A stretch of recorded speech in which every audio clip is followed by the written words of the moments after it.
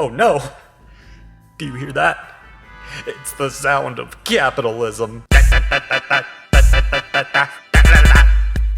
must purchase games. I hate going places. I don't want to leave my house, I just want to stay at home and be a potato. But eventually the time comes when you need to forage for necessities like food, social interaction, and video games. But nowadays, you can just get video games without even needing to leave your home. And honestly, isn't that the ultimate necessity? Who needs those other things when I can just absorb nutrients through eating fruit in Animal Crossing? Nowadays, you can get full triple-ass games through places like Steam, Nintendo eShop, Microsoft Store, and PlayStation Store, just to name a few. But before we got to this point, services like Xbox Live Arcade and the Wii Shop channel were the go-to hangout spots. I have very little experience with the Xbox Live Arcade, but the Wii Shop channel? Oh boy! That's the place where you could listen to the best theme song that makes you want to spend all your money. You could also buy games there. At least you could before January 2019. The sad reality about all digital storefronts, including the newer ones, is the fact that they'll one day cease to exist, as the servers that host these networks will inevitably be shut down due to it not being worth the cost for companies to keep them running. A sad reality that makes me reflect on my own mortality as I remember that all good things must eventually come to an end.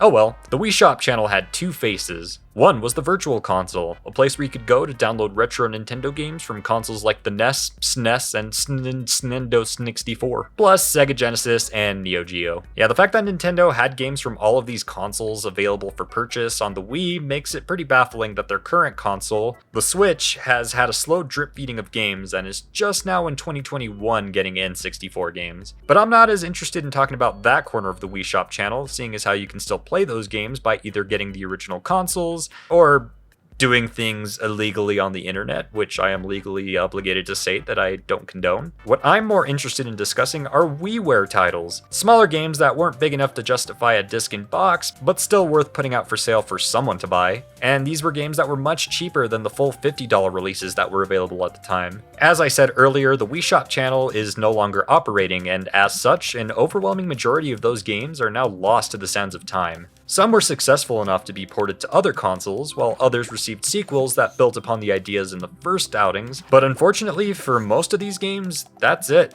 They had one chance at life, and they're gone. And that makes me pretty sad. Don't get me wrong, there was a lot of hot garbage on this storefront, but there were a few hidden gems among this selection of WiiWare games, most of which I didn't buy because I didn't have any good taste at the time. Lucky for me though, I do have a handful of WiiWare games that I was able to download onto my system just before the shutdown in 2019, and as a citizen of the internet, I feel like it's my civic duty, nay, my responsibility as a human being, to talk about these games and document them. Lord knows that this is the only way Carnival King is going to get any new attention. What I have for you today are 5 games that I want to share with you. The only 5 WiiWare games that my sick, twisted, prepubescent brain ever compelled me to buy. Yes, I only ever bought 5 of these, since the majority of games that I bought from the store were from the Virtual Console side. Listen, if you had 1,000 Wii points and had to choose between Bonsai Barber and Majora's Mask, I think we'd all go with the obvious choice. Sexy Poker! Luckily, you're still able to get on the channel itself and re-download games that you've already purchased if you ever bought games on this platform. You just can't add any money to your wallet and purchase anything new. You can practically smell the Spirit Halloween store getting ready to set up shop here. Looking through my old list of downloads is incredibly nostalgic. Paired up with the music, it just about brings a tear to my eyes. And then I remember that for some reason I spent $5 on Donkey Kong for the NES. The first game we're looking at is Dr. Mario Online RX. Do you really need me to explain Dr. Mario? Nearly every Nintendo console has some version of a Dr. Mario game, and this game right here isn't very special when compared to the others. You have the standard dropping and flipping pills gameplay with some 3D graphics that are neat, but they don't exactly add to the experience. The big perk, I guess, is that you can hop online and play against other players. Oh. Well, back when it was for sale, you could do that, and local multiplayer still works. It comes in a Flash variation as well, which makes it a race to the death to see who can clear these blinking pills first. We also have a mode that's Dr. Mario, but on that fresh medical Mary Jane. You have pills, but instead of individually controlling them, you can point right at them with the Wii Remote and plop them down as you like. It's Dr. Mario, but easier. Oh, I'm sorry. Sometimes you'll have 2 pills to manage at the same time. Somebody call the presses. I'm pretty sure this game went for about 1,000 Wii points, which equates to about $10.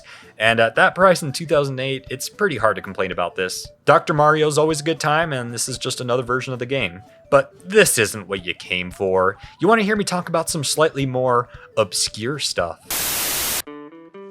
Today's grilling landscape is more complex than ever before. If only there were some kind of realistic training tool to help aspiring grillticians get hip to the scene. Instead, there's Grill Off with Ultra Hand. Well, strap in, because I'm going to talk about Grill Off with Ultra Hand, a game that was exclusive to members of Club Nintendo, a rewards program where you could redeem codes from games that you bought to do surveys and earn coins that you could spend on physical rewards like posters and figurines and accessories. For 80 coins, you could get a download code for Grill Off with Ultra Hand, and that was the only way that you could purchase this game, which really made me feel like a VIP at the time. It was a special game for special gamers, and I didn't even need to spend money on it. Rambling aside, what kind of a game is Grill Off with Ultra Hand?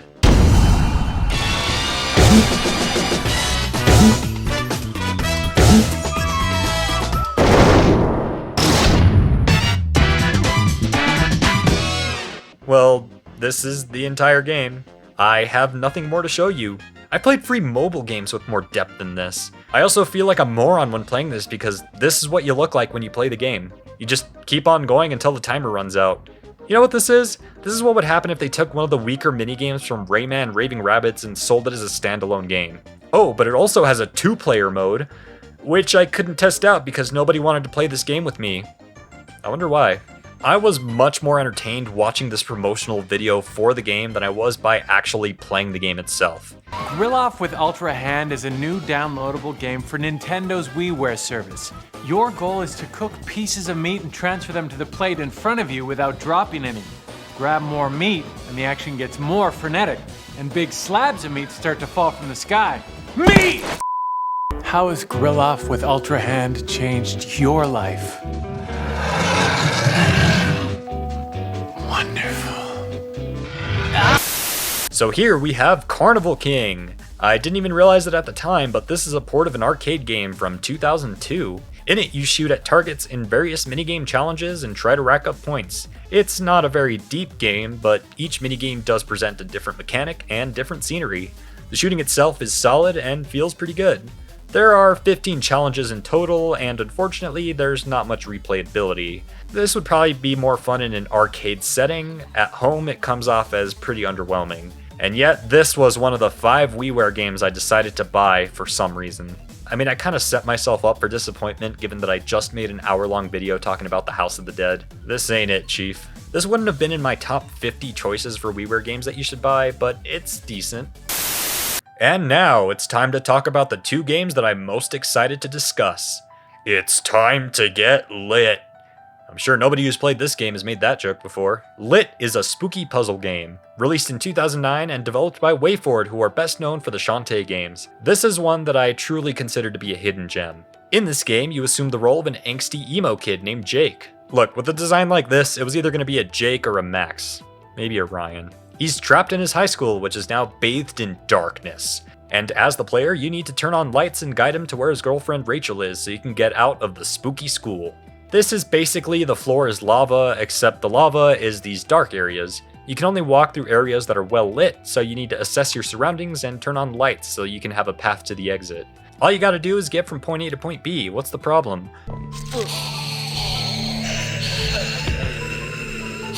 Oh, your options include turning lights on and off, shooting slingshots at windows to allow a straight stream of light to enter the room, no matter the direction, using TV remotes to create a field of light, and picking up items like cherry bombs and flares. Each puzzle fits on a single screen, and they start off pretty easy, but get more challenging as the game progresses. Adding to the challenge is this fuse at the top of the screen. Turning on lights will add to this meter, and if you overload it, the lights will go out and you'll fail instantly. Because of this, you need to be mindful of when and where you can turn lights on and off. Every few levels, you'll get a phone call from your girlfriend Rachel, and she dumps some story and context for the game. You actually have to hold the Wii Remote up to your ear and listen to the audio through the speaker, which is a nice bit of immersion for this spooky game.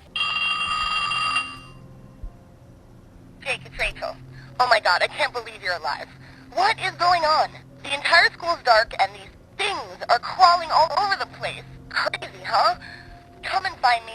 We need to get out of here. Is this the Krusty Krab?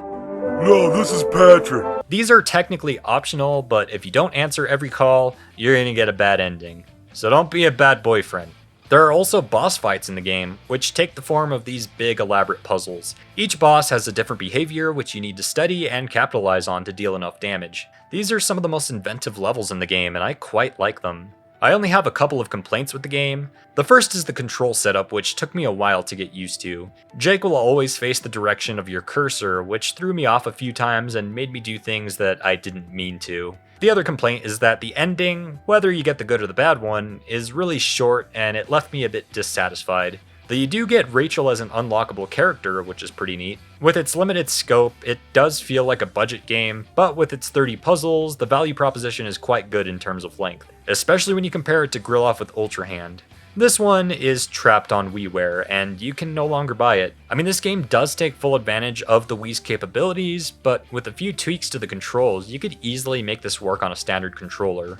Instead, we got a Steam game that's, not quite the same. It's a 2D top-down adventure that's locked down to a grid. I mean, most of the basic gameplay elements are here, but it's heavily simplified and not at all the same thing. Maybe one day we'll see the original brought over to Steam or something, but for now, this game is extinct, and I think it deserves more than that. If anything, I think they should make a sequel that builds upon the concepts and explores them more. There's a lot of potential with this premise and basic gameplay loop. I'm sure there's an indie game out there that does exactly what I'm describing out there, and if there is, then leave a comment down below so I can look into it and play it, because I really like this concept. So far, this is the best game of the bunch, but we're not done just yet. We still have one more game to talk about. Ghost Mansion Party looks exactly like the kind of thing that you'd find in the bargain bin. What we have here is a Mario Party knockoff. More specifically, a knockoff of the bad Mario Party games. I can't wait. I actually got Noodly Boo to agree to play with me. By the way, this is Noodly Boo. Say hi. Hi. It was kind of fun. As you can see, there's a spooky mansion. Yeah, I can see. Yeah. What do you think? Graphics are great. Aren't they? I've played this before, but it's been like years. There's difficulties. So these are our options. I guess I have to pick. I guess I'll be the butler. Oh, I'm green. Yeah. I guess I'll be the one female. Excellent choice. Greetings, mortal friends. My name is Squishu Faz. Help me. Squishu Phasma. Why am I struggling so much with this? Phasmatilumi. But evil ghosts have locked my family's treasure in a secret room far away inside my own house. So not fair. Not only that, they locked the treasure room with a secret password, and I don't know what it is. So just like in Mario Parties 9 and 10, you roll a dice, or in this case break a crystal ball, in order to advance the vehicle. All of the characters move together in a mostly linear path. You advance as a group, collecting money and occasionally landing on minigame spaces.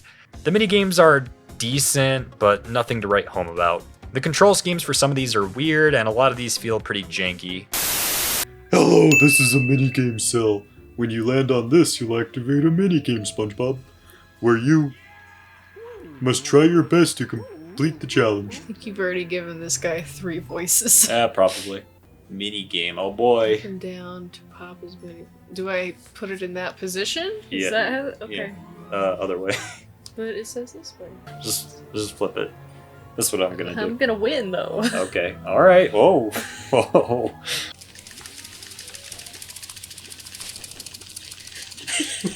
I'm already tired. I'm doing this one-handed. You're so... This is what being a gamer is all about. Yeah, that's what it is, being a gamer. Yeah. Oh. Oh, you can hit people. Yeah. Rude! Stupid cliff. Oh. I guess I'm just done. Oh no. Oh no. He's winning. Well, this is fun. So how was your day? My god.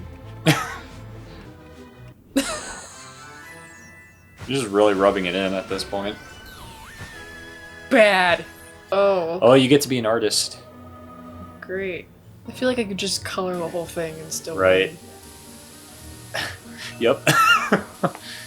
Words. Out of play. Oh no! Oh. This looks awful. Yeah, this does. This looks painful. Use 2 hands. Oh. Oh, we're actually... Oh, where am I? What the fuck? I do not like this. It's Luigi's Mansion, but worse. Why do I have a cursor if I have to move? Find all the... Oh, it's object. I Spy. What is this? What is an orbiter? It's a globe, I think. Oh, shit.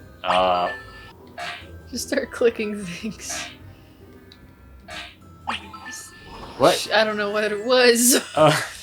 It just looked like a ball. So the goal is to collect these 6 hints, which give you words, my favorite. Your goal is to find the correlation between these hints and find the secret words so that you can end the game. Hints are kind of pricey, and everyone participating has to chip in to buy it. If you don't have enough money, the remaining amount is deducted from the player with the most money. Obviously, there's no strategy here, since of course everyone wants the hint, since everybody kind of needs that in order to get to the end of the game. There's no reason not to buy it. Whoever makes the decision also makes that decision for everyone, and that's that. I don't have 300 coins. Just say yes. Just say yes. I'll spend other people's money. We're all in this together. Combine? Yeah, So wait, we're supposed to guess a password? I guess. Is there any reason why we wouldn't buy it? I don't know. Combine and socialize. The power of friendship unites us. I feel like it is friendship. Oh. Confuse? These are complicated hints for a 3-letter word. Yeah. I got nothing. Tape. What are these clues? What am I guessing? Confuse is right, because that's how I feel. They all end in E. That's all I got. Yeah. Eh. Then you find what? No. They all end in E. Okay. That's the only thing I can find that's the same. Just put E. Combine, socialize, confuse, tape, cake. I don't understand. Well, I kind of want to see what happens if we put an answer in and get it wrong. They said there's a 200 coin penalty. Oh. And if you can't afford it, you lose the game. Oh, I have to pay it all. I don't know. Almost all of these have C's, except for this one. Maybe it's telling a story. Maybe it's like there's a 7th word, and what would the 7th word be? First you combine, then you socialize, and then you get very confused while you're trying to tape your cake together. I don't know, that's as much as I've got right now. If you're watching at home, put your guesses in the comments. I'm sure they're like, you fucking idiot. You moron! This. Maybe we need to pronounce them differently. Combine, socialize. No. I don't think that's how that works. Probably not.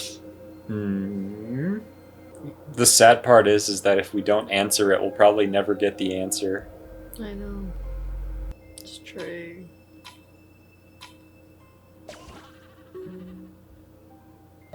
But you didn't expect this game to make you think this much.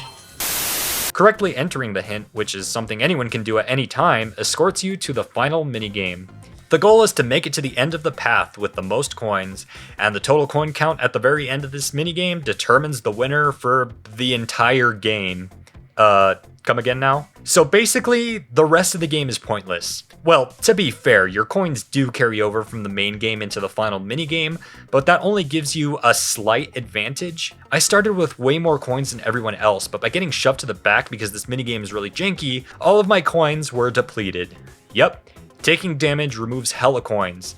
I mean, there are coins that you can find and earn, but there are barely any of them on the board. You get hit once, and you're on the same playing field as everyone else. This minigame's controls are terrible, the characters are slow and stiff, and you get majorly screwed over in a flash, making everything that happened up until now meaningless. There's no strategy in Ghost Mansion Party. It's a game where you just kind of play along and then at the end somebody's crowned the winner. What little strategy the bad Mario parties had is much more engaging than what we have here. Also, there are only 4 characters to choose from, and there's only a single board, which is pretty expansive, but still, just one board. It's all the game has to offer. After a single round of this game, we felt no need to continue playing. And that was that. Although I did kind of enjoy solving the puzzle at the end. The first one stumped us and we had to do a hard reset on the game. We never found out what the answer was for this first puzzle. If you have any guesses down below, let us know, please. Let's put an answer in and see what happens. I don't have any answers. I can't think of a coherent word. Let's put No, it's not an answer.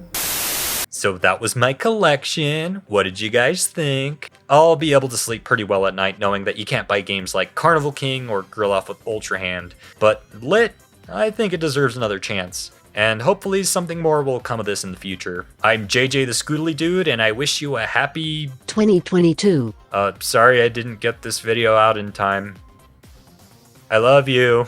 See, the real reason I'm making you play this is that in the year 2009 or whatever, I randomly decided to buy this game, and now I need to justify that purchase over a decade later. Okay.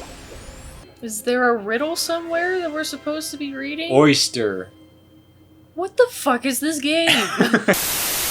You used to call me on my cell phone. Late night when you need my love. Call me on my cell phone. Late night when you need my love. And I know when that hotline blink, that can only mean one thing. I know when